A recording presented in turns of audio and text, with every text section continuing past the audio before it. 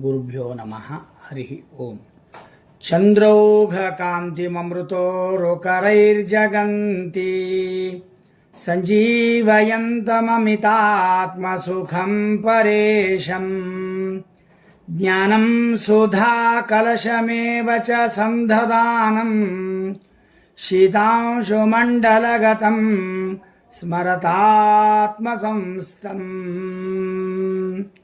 ಧನ್ವಂತರಿ ನಾಮಕ ಭಗವಂತನ ಆರಾಧನೆಯನ್ನು ಮಾಡ್ತಾ ಕುಲಗುರುಗಳಾದ ಉತ್ತರಾದಿ ಮಠಾಧೀಶರಾದ ಶ್ರೀ 1008 ಸತ್ಯಾತ್ಮತೀರ್ಥ ಶ್ರೀಪಾದಂಗಳವರ ಪಾದ ಕಮಲಗಳಲ್ಲಿ ಭಕ್ತಿಯಿಂದ ಸಾಷ್ಟಾಂಗ ನಮಸ್ಕಾರವನ್ನು ಮಾಡಿ ದೀಪಾವಳಿ ಹಬ್ಬದ ವಿಶೇಷ ಹಾಗೂ ಅದರ ಆಚರಣೆ ಸ್ವಲ್ಪ ನಾವು ತಿಳಿಯೋಣ. ದೀಪಾವಳಿಯು ಇದೊಂದು ದೊಡ್ಡ ಹಬ್ಬ. ಇದು ಭಾರತೀಯರಿಗೆ ಇದೊಂದು ಅವಿಸ್ಮರಣೀಯವಾದ ಹಬ್ಬ. ಹಬ್ಬದ ಸಡಗರದ ಆಚರಣೆಯನ್ನು ನಾವು ಯಾಕೆ ಮಾಡಬೇಕು ಎಂಬುದನ್ನು ತಿಳಿದುಕೊಂಡಾಗ ಮಾತ್ರ ಆ ಹಬ್ಬದ ಮಹತ್ವ ನಮಗೆ ಬಹಳ ಅರ್ಥಪೂರ್ಣವಾಗಿ ತಿಳಿದು ಮಾಡಿದರೆ ಅದರೊಂದು ಭಕ್ತಿ ಹೆಚ್ಚಾಗುತ್ತದೆ. ವಿಶೇಷವಾಗಿ ದೀಪಾವಳಿ ಹಬ್ಬ ಅಂತ ಹೇಳಿದರೆ ನೀರು ತಂದು ಪೂಜಾ ಮಾಡಿ ಆರತಿಯನ್ನು ಮಾಡಿಸಿಕೊಂಡು ಸ್ನಾನ ಮಾಡಿ ದೇವರ ಆರಾಧನೆಯನ್ನು ಮಾಡಿ ಎಲ್ಲರಿಗೂ ಕೂಡ ಒಳ್ಳೆಯದನ್ನು ಬಯಸುವುದೇ ಇದೊಂದು ದೀಪಾವಳಿ ಹಬ್ಬ ಅಂತ ಕರೀತಾರೆ. ನೋಡಿ, ನಮ್ಮ ಭಾರತೀಯ ಸಂಸ್ಕೃತಿ ಎಷ್ಟು ನೋಡಿ, ನೀರಿನ ಪೂಜೆ ಮತ್ತು ದೀಪದ ಪೂಜೆ, ದೇವರ ಪೂಜೆ, ಎಲ್ಲರಿಗೂ ಹಬ್ಬವನ್ನು ಕರೆದು ಪಟಾಕಿಯನ್ನು ಸಿಡಿಸಿ ಎಲ್ಲರೂ ಒಕ್ಕೂಡಿ ಸಂಭ್ರಮದ ಆಚರಣೆ, ಇದೊಂದು ವೈಭವ. ಅದು ನೋಡಲಿಕ್ಕೆ ಸಿಗೋದು ಇಡೀ ವಿಶ್ವದಲ್ಲಿ, ಅದು ಭಾರತದಲ್ಲಿ ಮಾತ್ರ. ಅಂಥ ಭಾರತದ ಮಾತೆಯ ಜಗನ್ಮಾತೆಯ ಅನುಗ್ರಹಕ್ಕಾಗಿ, ಕುಲದೇವರ ಅನುಗ್ರಹಕ್ಕಾಗಿ, ಗ್ರಾಮ ದೇವರ ದೇವತೆಗಳ ಪ್ರಸಾದಕ್ಕಾಗಿ ದೀಪಾವಳಿಯ ವಿಶೇಷವನ್ನು ನಾವು ತಿಳಿಯೋಣ. ಅಷ್ಟೇ ಅಲ್ಲ, ನೋಡಿ, ಜಲಪೂರ್ಣ ತ್ರಯೋದಶಿ ಅದರ ಜೊತೆಗೆ ಒಂದು ಪಾಂಡವರನ್ನು ಮಾಡ್ತಾರೆ ಹಳ್ಳಿಗಳಲ್ಲಿ. ಸಗಣಿಯಿಂದ ಆಕಳ ಸಗಣಿಯನ್ನು ತಂದು ಅದನ್ನು ಪೂಜಿಸಿದರೆ, ಈ ತಾಯಿ ಪೂಜಿಸಿದರೆ ಈ ತಾಯಿ ಶಾಂತಳಾದರೆ ನಮಗೆಲ್ಲ ಕೂಡ ಜಗತ್ತಿಗೆ ಒಳ್ಳೆಯದಾಗ್ತದೆ. ನೋಡಿ, ಒಂದು ಆರತಿ ಮಾಡಬೇಕಾದ್ರೆ ಅದರ ಹಿನ್ನೆಲೆ ಎಷ್ಟು ನೋಡಿ, ನೀರಿನ ಮಹತ್ವ ಎಷ್ಟು ಮತ್ತು ಸಗಣಿಯ ಮಹತ್ವ ಎಷ್ಟು, ಆರತಿಯನ್ನು ಮಾಡುವ ಮಹಿಳೆಯರ ಬಗ್ಗೆ ಎಷ್ಟು ಒಂದು ಉತ್ತುಂಗ ಸ್ಥಾನಮಾನವನ್ನು ಕೊಡುವ ನಮ್ಮ ಭಾರತೀಯರ ಸಂಸ್ಕೃತಿಯ ಸನಾತನ ಧರ್ಮ. ಇದನ್ನು ನೋಡಲಿಕ್ಕೆ 2 ಕಣ್ಣುಗಳಿಂದ ನಮಗೆ ಸಾಲದು.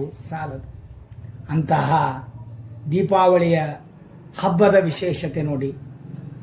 ಮತ್ತು ಪಾಂಡವರನ್ನು ಪೂಜೆ ಮಾಡಿ ದೀಪವನ್ನು ದಾನ ಮಾಡಿ ಮಾರನೇ ದಿನ ದೀಪದ ಆರತಿಯನ್ನು ಮಾಡಬೇಕು ಅಂತ ಶಾಸ್ತ್ರ ನಮಗೆ ಹೇಳುತ್ತದೆ.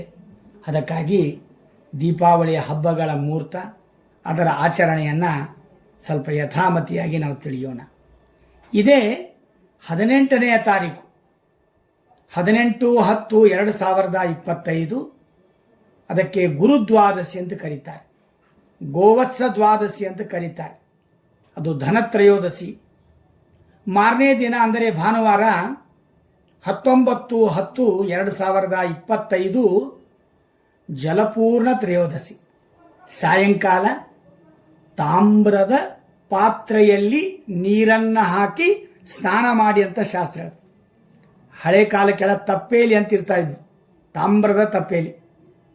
ಆ ತಪ್ಪೇಲಿಯನ್ನು ತೊಳೆದು ನೀರಿನೊಳಗೆ ಕೆಲವು ಪದಾರ್ಥಗಳನ್ನು ಹಾಕಿ ಹೊರಗೆ ಒಂದಿಷ್ಟು ಪೂಜೆ ಮಾಡಿ ಸೌದೆಯಿಂದ ಕಾಸಿ ಅದನ್ನು ಮಾರನೇ ದಿನ ಆರತಿಯಾದ ಮೇಲೆ ಸ್ನಾನ ಮಾಡಿದರೆ ಎಲ್ಲ ರೋಗಗಳು ಹೋಗ್ತಾವ್ರಿ.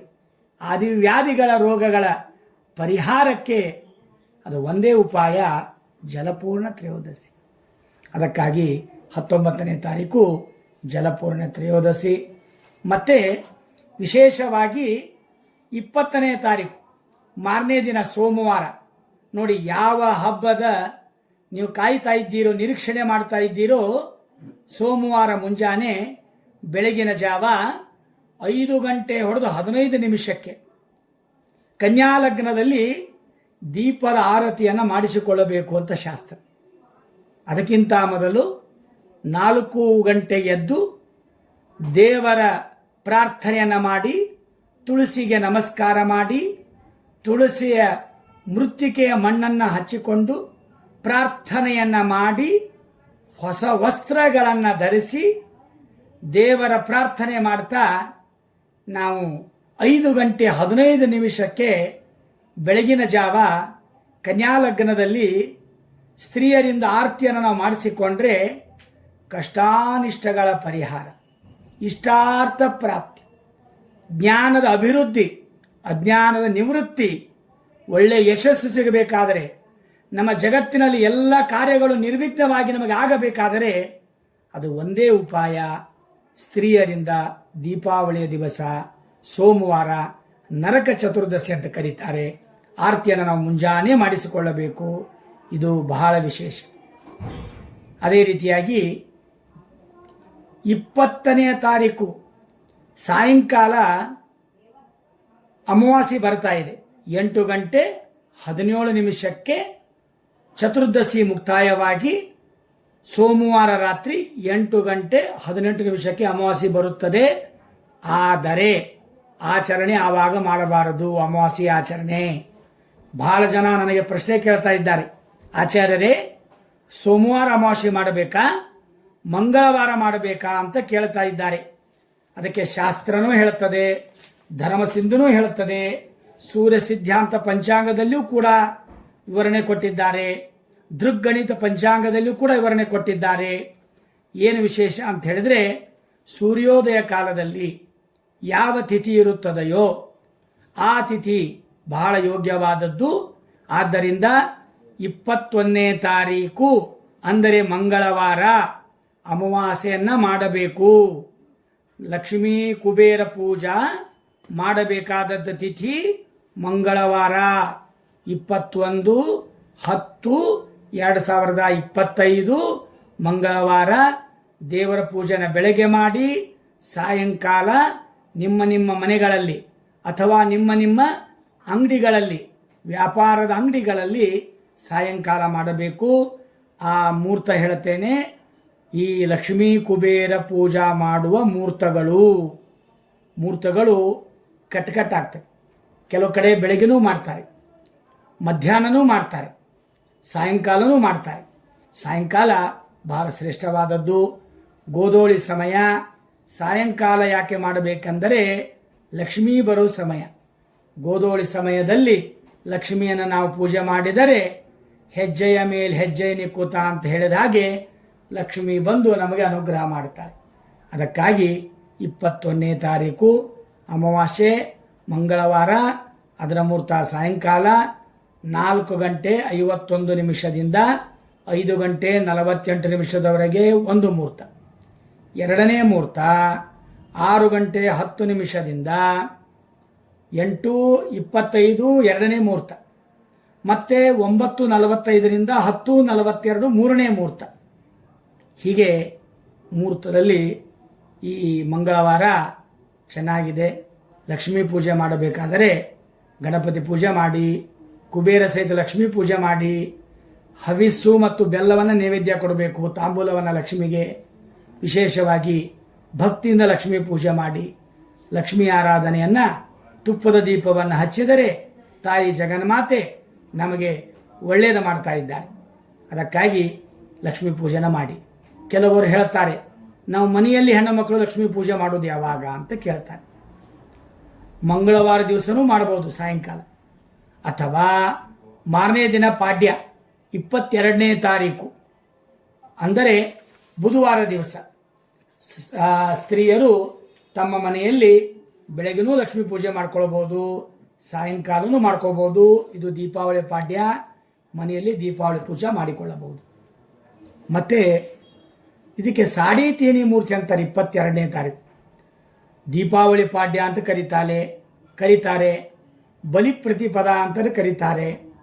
ಇದೊಂದು ವಿಶೇಷವಾದ ಒಳ್ಳೆ ವೈಭವಪೇತವಾದ ಬುಧವಾರ ದಿವಸ ಪ್ರತಿಪದೆ, ಸ್ವಾತಿ ನಕ್ಷತ್ರ, ಪ್ರೀತಿಯೋಗ, ಕಿಂಸ್ತುಗ್ನಕರಣ, ಆಮೇಲೆ ಭವಕರಣ, ಹೀಗೆ 5 ಶುದ್ಧಗಳು ಒಳ್ಳೆಯ ಮುಹೂರ್ತ. ಇದು 22ನೇ ತಾರೀಕು.